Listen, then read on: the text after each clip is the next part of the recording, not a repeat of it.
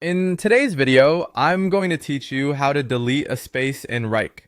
Wrike is a powerful project management tool that many of us rely on daily to keep our tasks and projects organized. However, as projects come and go, you might find that you no longer need certain spaces and want to declutter your workspace. So let's dive into the steps to delete an unwanted space in Wrike. First, let's start by opening up Wrike.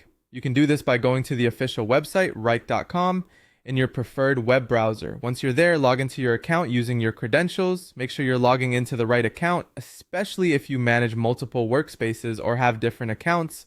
Once logged in, you'll see your dashboard, or the last space you were working on. Now direct your attention to the main panel where all of your spaces are displayed. The next step is to locate the specific space you wish to delete.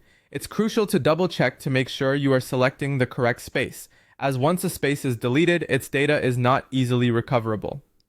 Navigating your spaces is straightforward. Just look to the left-hand side panel and click on the name of the space you intend to remove.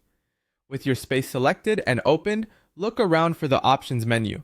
For this, you'll want to direct your focus to the upper right-hand corner of the space. Here, you will see a small icon commonly referred to as the three dots, or the ellipsis. Clicking on this will reveal a drop-down menu featuring various options related to managing the space. From the drop-down menu, you'll see several different actions you can take, such as editing the space settings or managing its members.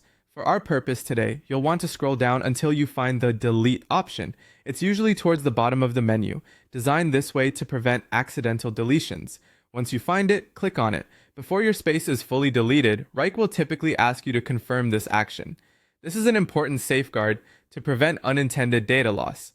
Please read any warning prompts carefully, and if you're absolutely sure you want to go through with deleting, confirm your choice. Keep in mind, deleting a space will remove all its tasks and projects, which cannot be easily restored. So, there you have it. With just a few steps, you've successfully decluttered your Wrike workspace by deleting an unnecessary space.